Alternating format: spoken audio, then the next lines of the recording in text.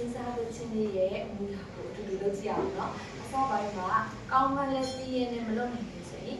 ကောင်းမှန်းလည်းသိရနဲ့မလုပ်နိုင်ဆိုတော့ဘေဘက်ကအရင်စမယ်ပေါ့နော်ကောင်းမှန်းလည်းဒီမှာညာဘက်တော့လည်းသိရနဲ့ဆိုတော့နောက်ဆုံးလည်းသိရနဲ့လုပ်နိုင်တယ်ဆိုရင်ညာဘက်ကဘေဘက်လက်မကိုတက်ထုတ်လိုက်တယ်ပေါ့နော်လုံးနိုင်တယ်ဒီအကောင်းမှန်းလည်းဆိုအတူတူပဲဘေဘက်လက်ကအရင်ကပေါ့နော်အကောင်းမှန်းလည်းသိရနဲ့ဆိုတော့လာတယ်လုံးပြီးနေညာဘက်လက်ကအပေါ်ကနေထူနေပေါ့နော်မလုံးသားရဲဆိုရင်တဲနှလုံးပုံပြီးပေါ့နော်မလုံးသားတဲ့အပြစ်ဒူးစရာတော့အထဲမှာရန်လုံးတွေဒေါသတွေပေါ့နော်အပြစ်ဒူးစရာပြင်းနေတဲ့ရုံထွက်ဖို့ဆိုရင်ရုံထွက်ဖို့ဆိုအရှိတန်းလုံးနဲ့ရုံထွက်ဖို့ကိုယ့်ရဲ့အစွမ်းနဲ့စူးစမ်းနေလေဆိုလို့ရှိရင်ထပ်လာတယ်ပေါ့နော်စစ်နိုင်တယ်ဆိုလို့ရှိရင်ထပ်လာတယ်ရုံထွက်ဖို့ကိုယ့်ရဲ့အစွမ်းနဲ့စူးစမ်းနေတဲ့မဖြစ်နိုင်တယ်ဆိုလို့ရှိရင်ပထမတစ်ခါပြီးသွားပြီပေါ့နော်ဒီကတစ်ခါကတော့ယေရှုဖျားကဆိုလို့ရှိရင်ယေရှုဖျားကသခင်ယေရှုရဲ့တက်ကတန်ကျက်ရပါတော့။တော့တန်ကျက်တော်ကြားရင်နဲ့ချက်တယ်ပေါ့။ယေရှုဖျားကတင်းရဲ့အဖြစ်ကကားတိုင်းထက်ဆိုရင်ညာဘက်ကိုလက်ရပေါ့နော်။ပြီးရင်အသွေးသွန်းလို့ဆိုလို့ရှိရင်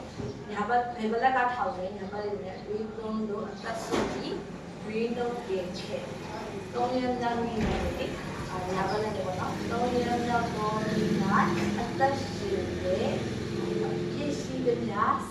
ကြောခဲ့မိုးပွင့်လိုပဲဒီကျူစင်ဆိုတော့မိုးပွင့်ကဒီလိုဆုံးသွားရင်တစ်ဖက်ကပလက်နဲ့တစ်ဖက်ကမောက်ခုံမျိုးဖြစ်နေတယ်ပေါ့နော်ဒီကျူစင်ဘာလို့ရှိရင် chorus ရောက်သွားပြီပေါ့နော်တေချာစင်းစားဆိုလို့ရှိရင်တေချာစင်းစားနှစ်ပတ်ပေါ့နော်ဒီကုပ်ပြီးတော့ချက်ပြပြလာမယ်စင်းစားအဲ့ဒါတော့ဘယ်ဘက်ကိုအရင်ရွှေ့ရပါတော့အချိန်မနောက်သိခင်ပြီးမှဆိုလို့ရှိရင်နိုင်ဖို့ထားဘယ်ဘက်လက်ပေါ့နော်ဒီတစ်ချက်ရိုက်မယ်ပြီးချိန်နောက်ပြီးခင်ပြီး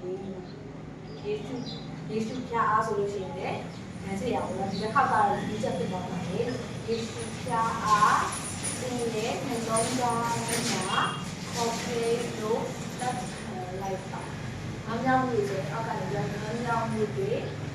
တင်းပွားတွေကဒီအဲ့ဒါပဲကြောင်ရှိလာဆိုတော့တင်းပွားတွေဆိုလက်ညှိုးထုတ်မယ်ကိုပွားလို့ရှိရင်ညာဘက်ရဲ့အောက်ကနေပြောပွားလိုက်တယ်ဒီကညာဘက်6ရဲ့ပုတ်သွားတယ်ပေါ့နော်ဒီရှိရောက်လာလို့ရှိရင်နောက်ကအဲ့တန်းနဲ့နောက်ပြန်ပြီးတော့ရှိလာဒီတော့လို့ရှိရင်စိတ်ချမှုတွေဆိုရင်ဒီဘယ်ဘက်ညီပေါ်ရေဘက်ပေါ်လေးကိုညာဘက်လက်ကလေးတင်ပြီးတော့စိတ်ချမှုတွေအဲ့တန်းနဲ့တင်းပွားတွေကရှိလာတိုင်းခါမှာဒီလိုမျိုးတွေတော့စဉ်းစားတဲ့အမှုတွေပေါ့နော်ဒါကတော့ဒီချက်ပေါ်တော့ဒီချက်ပြီးချက်ဒီညာဘက်ပြန်လာပြီးတော့ဒီချက်စီဖြစ်ပါတယ်လို့အမြင်လေးကတော့ဒါပဲဖြစ်ပါတယ်